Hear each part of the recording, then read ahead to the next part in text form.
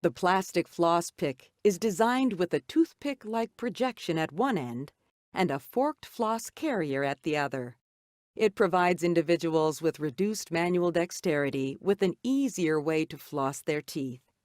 Cleaning starts with movement of the floss pick up and down in between the teeth, as well as sliding it gently under the gum line to further clean these areas of any food particles.